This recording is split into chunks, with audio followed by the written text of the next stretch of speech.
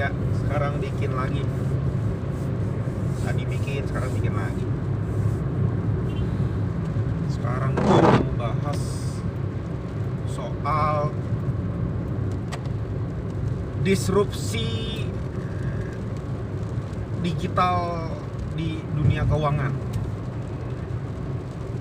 Jadi kemarin tuh ada perdebatan di WA group gitu ya, di WA group gua tentang satu kode saham gitu, namanya kode sahamnya Arto.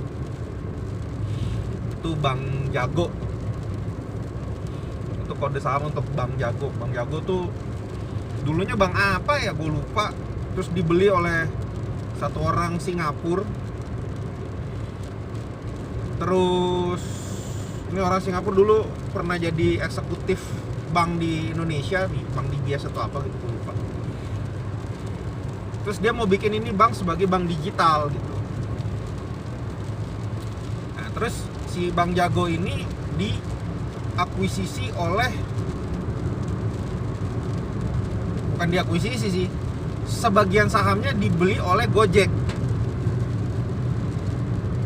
Nah, opini yang beredar di masyarakat adalah Gojek akan menggunakan Bank Jago sebagai bank utamanya dia gitu. Karena ini udah jadi anak perusahaan kan. Walaupun mungkin belum mayoritas ya Gojeknya, saya gue belum mayoritas. Nah, di WA Group itu memperdebatkan apakah Bank Jago ini akan, dengan konsep digitalnya dia, akan bisa mengalahkan bank-bank besar di Indonesia seperti BCA, Mandiri, BRI, BNI gitu. Atau bank-bank asing yang kayak DBS, HSBC gitu. Jadi gue, ya ini opini pribadi lah. Pertama, industri keuangan itu adalah sebuah industri yang sangat rigid, kaku banget, susah buat digoyang, tapi bukan berarti nggak bisa goyang gitu. Kenapa? Karena kalau udah bicara bank itu regulasinya ketat banget gitu. Ada aturan PT, ada aturan OJK, ada aturan BI, ada aturan Kementerian Keuangan. Jadi apalagi kalau bicara digital ada peraturan Menkominfo. Jadi memang untuk mengembangkan sebuah digital itu bukannya nggak bisa, tapi nggak gampang di industri keuangan. Karena kalau kita mau bikin sebuah produk baru, itu harus, kalau aturan yang benar ya, itu harus dikontrol oleh OJK dulu gitu. Presentasi ke sana sampai dapat izin. Nggak bisa tiba-tiba bikin produk jadi langsung launching ke masyarakat, nggak bisa. Kasus khususnya itu adalah Gojek sendiri gitu. Gojek sebenarnya kan di awalnya nggak ada GoPay, dia cuman Gojek aja gitu, cuman ngorder motor, terus tukang ojeknya datang terus berangkat gitu, pembayarannya cash gitu. Nah, ketika ada GoPay, dia bikin dulu tuh GoPay-nya. Nah, ketika udah ada GoPay, ada muncullah e-wallet kan, istilah ini GoPay, OVO apa tuh e-wallet. Nah, barulah OJK kebakaran jenggot. Kok ada model seperti ini gitu. Baru dimintalah Gojek untuk mendapatkan izin GoPay. GoPay-nya udah ada dulu gitu. Baru dia presentasi ke OJK untuk dapat izinnya gitu kan. Kalau OJK nggak ngasih izin, maka GoPay-nya ditutup, susah. Tapi OJK, waktu itu gue yakin banget OJK pasti kasih izin. Kenapa? Karena udah dipakai banyak orang gitu, nggak mungkin ditolak. Yang penting aman. beberapa kondisi di dalam GoPay itu gue yakin belum memenuhi standar Indonesia tuh, tapi ya karena udah dipakai oleh banyak orang, dia aman ya, dan dia aman, makanya diizinkan gitu. Sekarang pertanyaannya, mau bikin perubahan apa sih di industri keuangan? Iya kan? Keuangan itu, di industri keuangan itu isinya cuman, menurut gue cuman 3.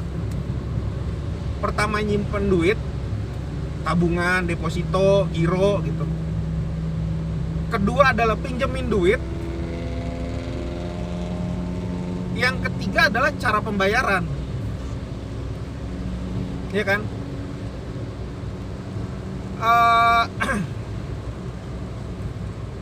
Jadi kita mau bikin digital apa di situ? Nah, digitalnya gimana sih? Paling cuma orang nyimpen duit nih. Bicara kalau orang mau buka rekening dibuat menjadi digital. Sekarang hampir beberapa bank di Indonesia sudah bisa bikin rekening digital gitu. Jadi buka aplikasinya bank itu, misalkan Mandiri, BNI gitu. Jadi nyontoh kayak Geniusnya di BS lah. Bisa tuh buka rekening digital, selesai. Duitnya ditransfer dari rekening yang lain.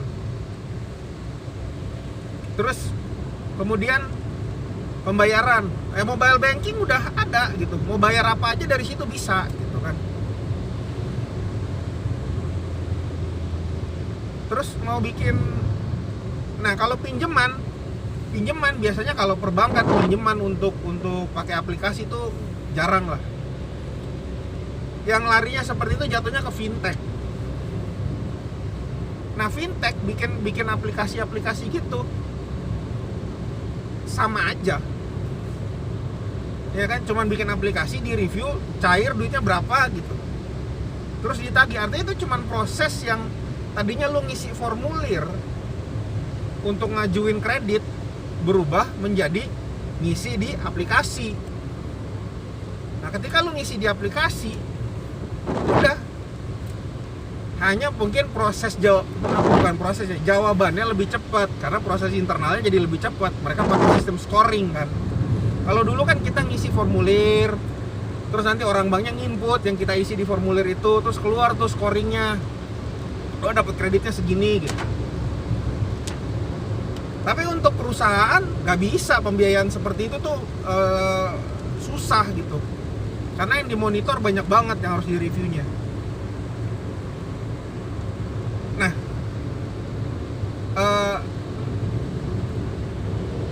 sekarang yang mau dibuat sebagai digitalnya tuh apa? Gue jujur sampai sekarang gue belum kepikiran lagi. Ya mungkin gue juga nggak pinter ya, jadi gue nggak ngerti lagi apa yang mesti dirubah dari industri keuangan sehingga menjadi disrupsi gitu. Seolah-olah akan ada sebuah inovasi besar yang akan mengguncang dunia keuangan gitu, dengan sebuah proses baru yang merubah struktur dunia keuangan secara gila-gilaan. Nggak bisa gitu. Gua tidak melihat hal itu, karena tadi industri keuangan itu ada sesuatu yang rigid. Pengembangan sebuah produk itu harus dikontrol oleh banyak regulator gitu kan.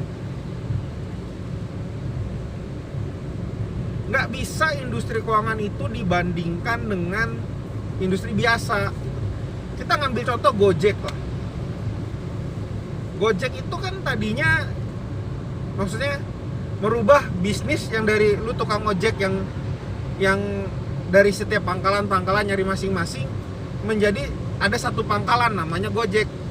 Dia tinggal ngorder tuh anak buahnya atau ojeknya, ini lu kesini jemput sini, lu seperti itu gitu. Dia merubah sistem transportasi gitu, kayak Uber, dia merubah sistem transportasi. Udah semua bisa pakai mobil kok, tinggal yang punya mobilnya mau ditebengin atau enggak. Toh selama bayar, nah itu berubah tuh. Yang punya mobil kan juga, gue mumpung sekalian jalan, kenapa enggak gitu. Ide-ide kecil ini yang dulu sering dipakai orang dari Jakarta ke Bekasi atau ke Bogor, nebeng teman atau naik mobil bareng-bareng, Ini dirubah menjadi digital gitu kan. Itu memang sesuatu yang disrupsi lah menurut gua. Kayak contoh handphone gitu. Itu menghilangkan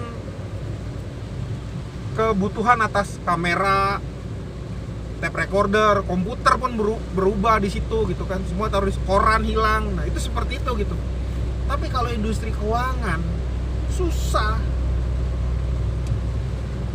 Gak cuma di Indonesia doang kayak begitu. Di luar juga gitu.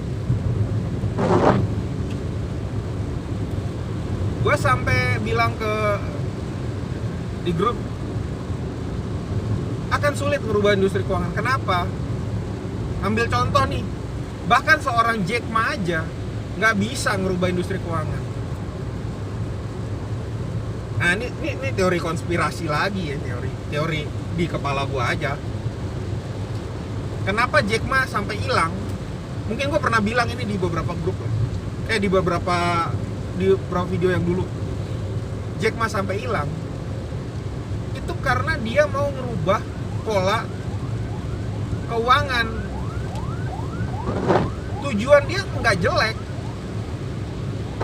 Tujuan dia adalah supaya masyarakat kecil, orang-orang kecil itu punya akses terhadap keuangan lebih mudah. Tujuan dia tuh mulia banget. Tapi pertanyaannya, kalau orang-orang kecil ini bisa dapat kredit dengan mudah, mereka bisa bayar apa enggak?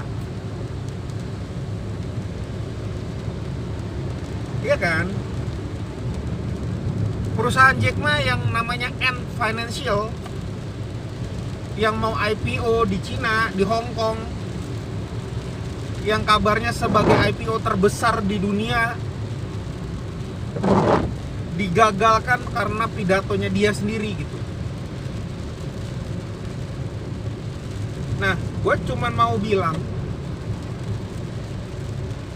menurut teori yang gue tangkap ya, kenapa dia digagalkan? Karena keinginan dia itu tadi.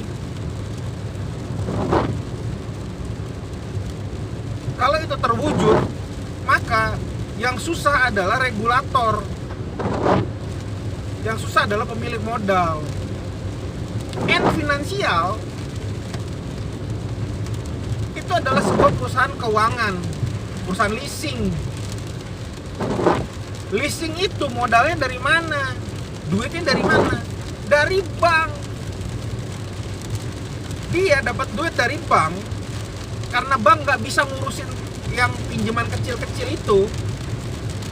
Bank ngasih ke leasing. Leasing kasih ke orang-orang kecil, ke perusahaan-perusahaan kecil atau kemana lah yang mereka rasa bisa bayar, tapi dengan bunga lebih besar. Contoh, kalau misalkan bank ngasih bunganya 10%, leasing ngasih bunganya 15%. Nah, berarti leasing untung 5%. Nah, resikonya adalah kalau si debitur atau yang minjem duit ini nggak bisa bayar, maka leasing yang bayarin ke bank, yang tetap bayar ke bank gitu kan. Bank berani ngasih ke Ant Finance karena Ant Finance gede. Tapi Ant Finance kalau dia gagal bayar tuh, sekarang kalau rencana dia adalah memberikan keuangan besar-besaran ke rakyat kecil gitu dengan pola keuangan yang sistem keuangan yang diajukan, maka kemungkinan gagal bayarnya besar banget. Kalau satu orang dapat duit rupiah nih, asumsiin rupiah, satu orang dapat kredit misalkan 100 juta, murah, gampang. Lu bayangin, Cina itu adalah gak usah Cina deh ya, Indonesia aja lah. 100 juta orang di Indonesia dapat 100 juta masing-masing orang, itu berarti dapat 10 triliun. Kalau gagal bayar bagaimana? 10 triliun gagal bayar. Oke lah, nggak mungkin 10 triliun gagal bayar semua kan. Tapi kalau terjadi sesuatu gagal bayar itu kolaps, 10 triliun hilang gitu kan. Yang punya duit, sedangkan si Ant Finance ini ngasih duitnya dari mana? Dapat duitnya dari mana? Dari bank. Banknya nanti nggak bisa dapat pengembalian duit, nah marah. Sekarang bank mana yang ngasih duit ke Ant Financial? Bank BUMN Cina. Bank BUMN Cina itu kan duitnya dari mana? Ya dari pemerintah Cina. Artinya yang akan kena resiko dari skemanya si Ant Financial ini adalah pemerintah Cina. Kalau duitnya nggak balik bagaimana? Dia narik duit dari IPO nih misalkan, itu kan duit masyarakat. Kalau sampai gagal bayar nanti dengan skema itu, kena dua kali, masyarakatnya kena, pemerintahnya kena. Masyarakatnya nalangin ke pemerintah, makanya pemerintahnya nggak mau. Dihajar Jack Ma di situ. Lu kok bikin konsep seperti ini? Lu kalau konsep itu jalan, kemungkinan ruginya tuh gede banget gitu. Makanya gue bilang, untuk industri keuangan, lu nggak bisa bikin sebuah konsep disrupsi atau perubahan atau change gitu yang drastis hanya dengan berhayal ini memberikan efek bagus kepada masyarakat. Nggak bisa. Khusus untuk industri keuangan itu hanya bisa kalau pemilik modal aman. Kalau pemilik modal nggak aman, lu nggak akan bisa bikin disrupsi.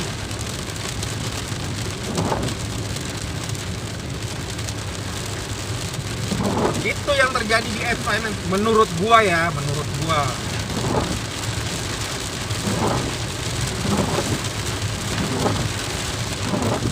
Satu kasus lagi nih, Libra, Facebook. Kenapa Libra ditahan? Karena dia mengganggu pemilik modal. Siapa? The Fed. Kalau dia punya duit sendiri, dia punya komunitas sendiri, dan dia punya duit sendiri, maka mata uang yang ada di dunia ini nggak laku.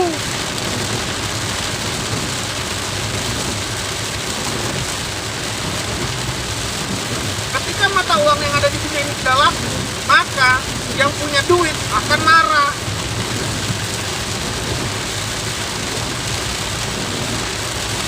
Itulah kenapa The Fed nggak mau Libra ada. Nggak cuma The Fed, semua negara pasti nggak mau.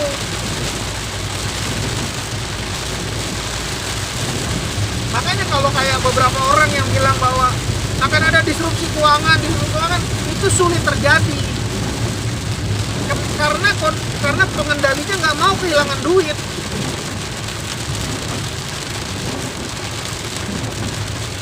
Kecuali seluruh dunia sudah sepakat bahwa akan ada satu mata uang di dunia ini, baru deh tuh.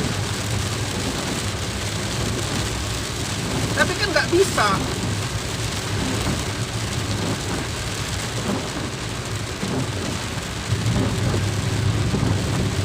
Makanya kalau mau dibikin sebuah produk keuangan yang baru yang akan memberikan disrupsi atau gua nggak ketemu gitu loh. Karena hal itulah, balik lagi ke diskusi ke topik awalnya, gue nggak menemukan sesuatu yang menarik yang akan bikin Bank Jago itu akan lebih besar daripada BCA atau Mandiri atau BRI atau BNI yang walaupun dia dipegang oleh Gojek.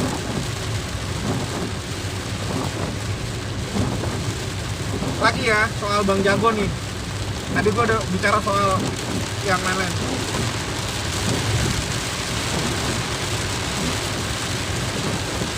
Nggak akan, walaupun Gojek di situ, walaupun GoPay pakainya Bank Jago, Nggak mungkin GoPay itu menghapus rekening dia di semua bank. Kenapa? Karena semua orang nggak mungkin cuma, maksudnya semua nggak mungkin, gimana bilangnya, gampangnya gini deh, nggak mungkin cuma pakai satu bank.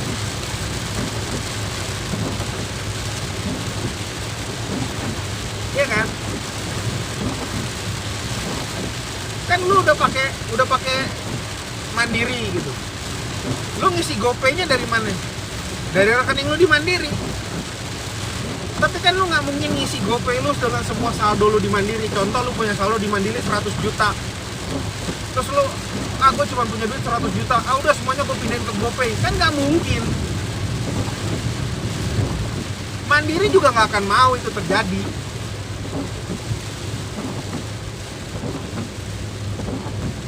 Jadi pasti, apalagi GoPay sekarang udah punya beberapa rekening di bank.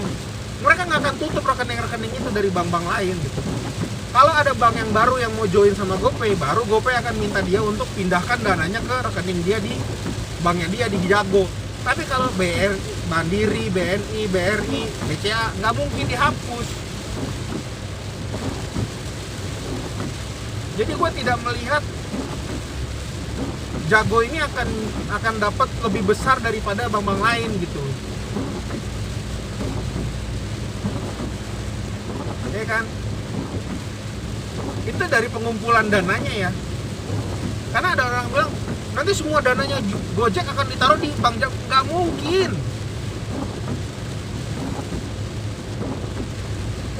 Porsi terbesar paling 30% dana dia di bank Jago. Sisanya tetap nyebar di bank-bank yang lain.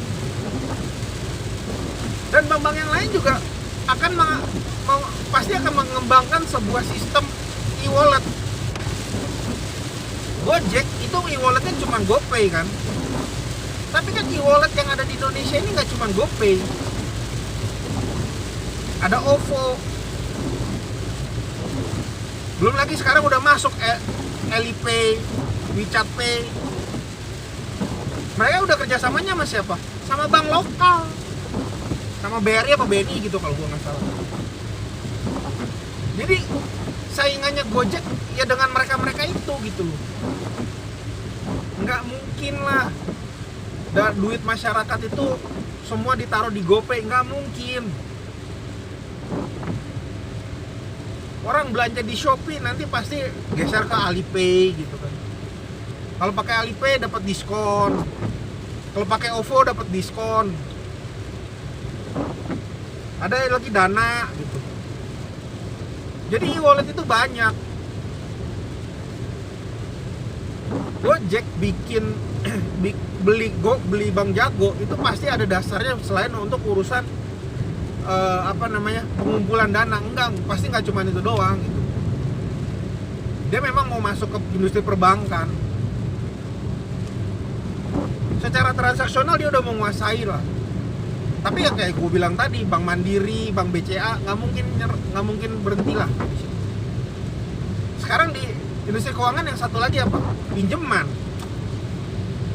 Pinjaman tinggal join sama yang leasing kecil gitu kan, leasing fintech itu yang peer to peer gitu. Ada yang udah gede kayak Investri, Modalku, Aku Laku gitu. Atau banyak juga fintech kecil, tinggal join di sana gitu kan. GoPay akan bikin fintechnya sendiri, akan bikin peer to peer lendingnya sendiri gitu. Kalau sekarang dia pakai pay letter. Gitu. Teman dia akan masuk, kayaknya dia udah masuk ya ke peer to peer lending kok. Gitu. Jadi itu memang sebuah industri perbankan. Gue nggak yakin. Menurut gue Bank Jago itu akan lebih besar dari 5 bank terbesar sekarang yang ada gitu. Gue nggak yakin lah. Karena mau bikin produk apa gitu. Sampai sekarang gue nggak ketemu varian-varian yang akan mendisrupsi besar-besaran, nggak mungkin. Banyak yang bilang BRI, Mandiri, BCA kolot gitu. Mereka akan tergusur dengan Bank Jago yang akan inovasinya canggih. Nah, balik lagi gue bilang tadi, pengembangan produk di perbankan itu tidak semudah itu untuk mendapatkan persetujuan. industri perbankan adalah industri yang paling kaku. Industri keuangan adalah industri yang paling kaku di seluruh dunia. Tapi industri keuangan adalah industri yang juga beradaptasi. Dia berevolusi pelan-pelan. Kalau nggak ada internet banking, nggak ada virtual account, payment, kartu. Itu evolusi keuangan gitu. Kalau industri keuangan itu adalah sebuah industri yang selalu berevolusi, tapi dia pelan-pelan. Nah, perbankan itu pasti ngikutin perubahan itu gitu. Pelan-pelan berubah, bikin rekening online. Itu kan sebuah evolusi kecil kan. Tapi mereka akan ngikutin. Tidak otomatis berubah drastis seperti Gojek gitu. Tiba-tiba dari ojek pangkalan jadi semua terkumpul menjadi satu di Gojek. Atau industri seperti apa? Mesin fotokopi gitu, atau Kodak gitu. Kodak yang tadi cuma foto-foto tiba-tiba hilang sama handphone, dilibas sama handphone gitu. BlackBerry yang tadinya hilang dengan Android yang open format gitu kan. Open source. Emang inovasi itu perlu gitu, tapi industri keuangan adalah sesuatu yang selalu konstan. Dia rigid, tapi dia konstan berubah. Jadi akan sulit untuk merusak tatanan di industri keuangan. Cek aja dalam 200 tahun terakhir. Nggak ada bank yang bangkrut karena perubahan industri. Bank hanya bangkrut kalau ada rush atau ada fraud yang sangat besar. Tapi kalau mengenai ada perubahan produk, nggak ada.